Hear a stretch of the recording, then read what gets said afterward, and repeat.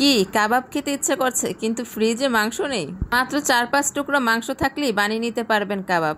কি বিশ্বাস হচ্ছে না আমার কথা? আসলে রান্না করার জন্য ভুরি ভুরি উপকরণের দরকার পড়ে না। আসলে রান্না করার জন্য দরকার পড়ে পারফেক্ট রেসিপি আর হাতের দক্ষতা। এই দুই মিলেমিশে কিন্তু আপনি যে কোনো খাবারকে অনবদ্য করে তুলতে পারবেন। তো হুট করে সেদিনকে মাথায় চিন্তা আসলো যে কাবাব বানাবো, কারণ কাবাব কিন্তু যখন তখন বানিয়ে ফ্রিজে রাখলেই হয়, যখন ইচ্ছে ভেজে খেলেই হয়। তো যেই ভাবা সেই কাজ, তো ফ্রিজ থেকে গোশত নামিয়ে দেখলাম যে এটা ছিল গরুর সামনের রানের গোশত, তো যাতে প্রচুর পরিমাণে চর্বি ছিল। আর কাবাব যেহেতু চর্বিতে হবে না, তো আমি অল্প পরিমাণে মাংস বের করতে পেরেছিলাম চর্বি টর্বি বাদ দিয়ে, কারণ কাবাবে কিন্তু চর্বি থাকলে সেটা খেতে ভালো লাগে না। তো 5-6 টুকরার মতো গোশত বের হয়েছিল টোটাল। তো এই সামান্য মাংস দিয়ে আজকে কিভাবে 15 থেকে 20 পিস কাবাব বানাচ্ছি আমি আজকে সেটাই শেয়ার করছি।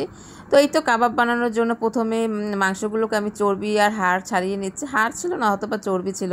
আর তারপরে অ্যাজ ইউজুয়াল কাটা মশলা আর বুটের ডাল দিয়ে ভালোভাবে আর কাবাবের মশলা দিয়ে সেদ্ধ করে ব্লেন্ড করে নিয়েছি আমার ব্লেন্ডারে, যেটা নর্মালি সবসময় আমরা করে থাকি। তো এই যে দেখুন কাবাবের ইয়াটা কতটা শক্ত হয়েছে, অনেকটা শক্ত হয়েছে। আমি একেবারে চামচ দিয়েও ধরতে পারছিলাম না, তো এতটা শক্ত হলে তো আবার হবে না। তো এখন এরপরে এতে আমি কি মশলা অ্যাড করছি সেটাই দেখিয়ে দিচ্ছি। প্রথমে আমি এখানে বেরেস্তা দিয়ে দিচ্ছি। বেরেস্তাটা কিন্তু অবশ্যই দেওয়ার চেষ্টা করবেন, এটা কিন্তু কাবাবের ফ্লেভার কয়েক গুণ বাড়িয়ে দেয়। সাথে আমি এখানে ধনিয়া পাতা দিয়ে দিচ্ছি, পুদিনা পাতা আমার অতটা ভালো লাগে না সেজন্য। আর দিয়ে দিচ্ছি কাঁচামরিচ। তো এখন এগুলো সব ভালোভাবে আমি এখন মেখে নেব। প্রথমে ধনিয়া পাতাটা কিছুটা চটকে নিলে ধনিয়া পাতার দেখবেন সুন্দর একটা ফ্লেভার আসে, আর না হলে কিন্তু অতটা ভালো ফ্লেভার পাওয়া যায় না।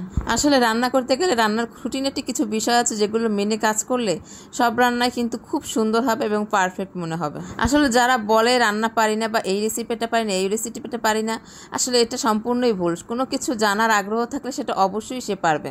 যাই হোক, এখানে সব মশলাগুলো দিয়ে আমি সুন্দরভাবে এটাকে মেখে নিচ্ছি, চটকে চটকে মেখে নিচ্ছি। কিন্তু এই পর্যায়ে আমি এখন একটা ডিমের হাফ দিয়ে দিচ্ছি। যেহেতু আমার এখানে মাংসের পরিমাণ কম, তাই আমি এখানে ফুল ডিম দিচ্ছি না, এখানে হাফ দিচ্ছি।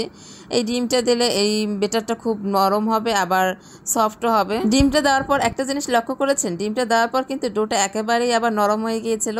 তো ডোটাকে আবার শক্ত করার জন্য আমি এখানে কিছুটা কর্নফ্লাওয়ার দিয়েছি। কর্নফ্লাওয়ার দিলে কিন্তু কাবাবের আবার সেম অবস্থায় চলে আসবে, এতে কাবাবটা কিন্তু খেতে একটু ক্রিস্পিও লাগবে, আর ডিম দিলে বাইন্ডিংয়ের কাজ করবে। তাই ভয় পাবেন না কোনোভাবেই। সবসময় মনে রাখবেন কাবাবের ডো নরম হলে তখন দেবেন কর্নফ্লাওয়ার, আর কাবাবের ডো শক্ত হয়ে গেলে তখন দেবেন ডিম। এই দুইটা জিনিস মাথায় রাখলে কিন্তু আপনার কাবাব একেবারেই পারফেক্ট হবে। তারপরে এই তো দেখছিনি, হাতে একটু তেল মেখে নেবেন। তেল মেখে ডোটা ভালোভাবে ঘুরিয়ে ঘুরিয়ে তারপরে গোল গোল করছি। আমি যেহেতু দুটো হাতে ব্যবহার করছি, ভালোভাবে ধুয়ে নিয়েছি হাত। তারপরে এখানে কাবাবগুলো সুন্দর করে আমি গোল গোল শেপ করে নিচ্ছি। প্রত্যেকটা শেপ কিন্তু আমার একেবারেই পারফেক্ট হয়েছে এবং খুব সুন্দর হয়েছে। যাই হোক, এভাবে আমি প্রত্যেকটা ডো করে নিলাম। তো কাবাবগুলো সব একে একে করা হয়ে গেলে আমি এটাকে ডিপ ফ্রিজে ফ্রোজেন করে রাখবো প্রায় 30 মিনিটের জন্য, যাতে এটা একটু শক্ত হয়ে যায়। যাই হোক, এই কাবাবগুলো কিন্তু আমি সবসময় ফ্রোজেন করেই রাখি। বাসায় শেষ হয়ে গেলে কিন্তু আবার নতুনভাবে তৈরি করে রাখি, কারণ গেস্ট আসলে সব খাবার একসাথে রান্না করা অনেক প্রেশার হয়ে যায়, চাপের হয়ে যায়। সেজন্য আমি বাসায় এটা আগেই রেডি করে রাখি, যখন গেস্ট আসে তখন শুধু ভেজে দিলেই হয়। বাস এই তো আমার ঝটপট কাবাব বানানো হয়ে গেল। তো বাসা অবশ্যই আপনারা ট্রাই করবেন এবং রেসিপিটা কেমন হলো সেটা অবশ্যই কমেন্টে জানাবেন। সবাই ভালো থাকবেন, সুস্থ থাকবেন, স্ট্রিট ইজ ডেটের পাশে থাকবেন। ধন্যবাদ।